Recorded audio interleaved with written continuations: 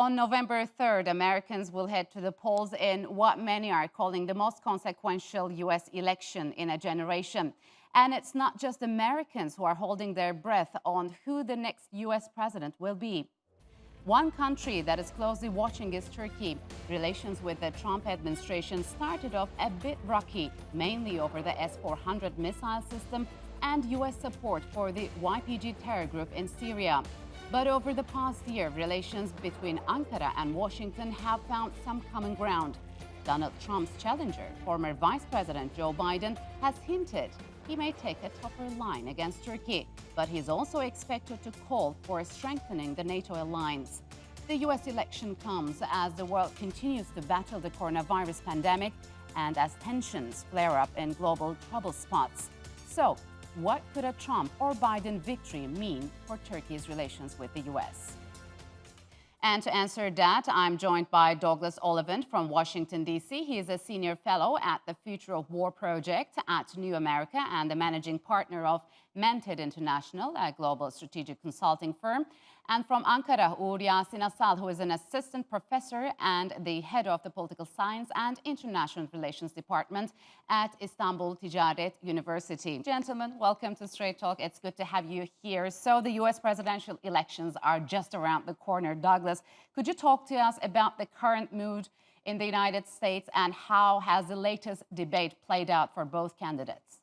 Well, we'll have to see how the debate plays out today. It's still early morning here. It's very early on the West Coast. So we won't understand exactly how the debate played out for the next day or two. But certainly the election has galvanized the American public in a way we've not seen before. We now think somewhere in the neighborhood of 30 or 35 million Americans have already voted, have gone through the somewhat arduous process of doing early voting. You know, the polls aren't really set up until election day, so it's difficult to go vote early. And yet about 30 million Americans have done so. That's about 1/4 of the total number that voted in the 2016 presidential election. So we expect very, very high turnout. This election really has generated enthusiasm, whether that's positive or negative enthusiasm on the part of the voters. People are very, very engaged, and we certainly expect a lot of drama and emotion around the election. Yeah. Or during the Trump administration, relations between Turkey and the U.S. have witnessed ups and downs from the sale of the Russian S-400 missile systems and the United States support for the YPG terror organization in Syria. So how do you think these sticking points will be dealt with if Trump wins a second term? And in the first term of Trump presidency, we saw a good relations and ties between Turkey and US. But unfortunately, in the security concerns of Turkey are not so appropriate for the US grand strategy on Middle East. This is why, as you mentioned, S-400 and YPG is one of the most significant issues between Trump presidency and Republic of Turkey. And we clearly seen that Trump administration are willing to sustain these difficulties and started to a new phase at Syria. And this is why it is not so easy to make so softened ties in the Trump's next part. Yes, but Douglas, on the other hand, former Vice President Joe Biden hasn't been shy about how he would deal with Turkey. He even hinted that he can intervene in the Turkish elections and that he opposes many Turkish policies. Where do you think relations between Ankara and Washington would go in a Biden presidency, especially in that crucial first year? I think in some areas there would be ways in which it could improve. I think there would be an attempt to get a reset of relations with Turkey. But on the other hand, the S-400 issue is an issue in American politics that's far bigger than any one administration. It involves the Congress, it involves the Pentagon, and the Trump administration has actually been pretty good about trying to tamp down the consequences in American law. It's quite simple of the S-400 sale. I think in a Biden presidency, the full consequences of what that sale means for Turkey and its relationship with the United States would come cascading down in a way that's not yet been seen. Mm. Biden has also talked about reinforcing democracy, or both at home and abroad. How could Biden's election to the presidency impact its relations with the Middle Eastern countries and Gulf monarchies, and how would that affect the region? Yes, exactly. This is won't be a surprise because in the term of Obama, there was similar correspondences and messages to the Middle Eastern countries. But indeed, we saw this soft power of American policy doesn't imply directly to the wealth of these regions. And those supports of U.S. administration to alternative groups in those countries are not so well in around the making non-violent actions. This is why the approach of Joe Biden's in the Middle Eastern countries will need to see in a time. It's not so easy to make a concrete result and concrete guess what will be done in very short time. So, Douglas, do you believe he can reinforce democracy in the Middle Eastern countries and especially in Gulf monarchies? Well, that is certainly a much larger scale project than any one man.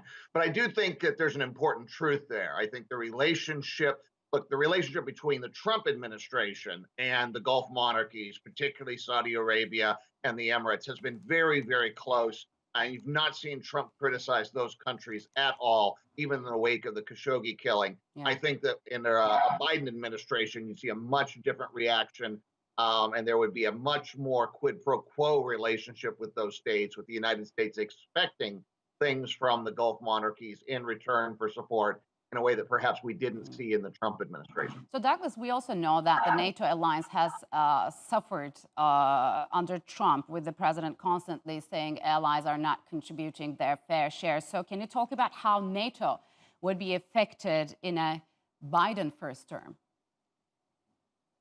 I think candidate Biden, former Vice President Biden, has been quite clear that he would seek to reinforce the alliances. He's talked about getting on the phone and telling the allies that America is back. So I do think you would see a rejuvenation of the NATO alliance in a Biden administration. He has made that very much a point, that he thinks the criticism of the Trump administration of, in particular, that alliance, but all alliances, has been counterproductive to American interests. Ugur, also during Trump's presidency, tensions with Iran rose drastically. Trump pulled out of the 2015 nuclear deal, but Biden says he can re-enter it if the Tehran administration abided by the original terms. Can you talk about how tensions with Iran could play out in a Trump second term, or if Biden was president? And this is also one of the main agenda of the Democrats, that they are trying to make some relations more soften. And in the current article of Joe Biden at Foreign Affairs, he also mentioned that the image of America would need to rebalance between the Trump presidency to the New Democrats.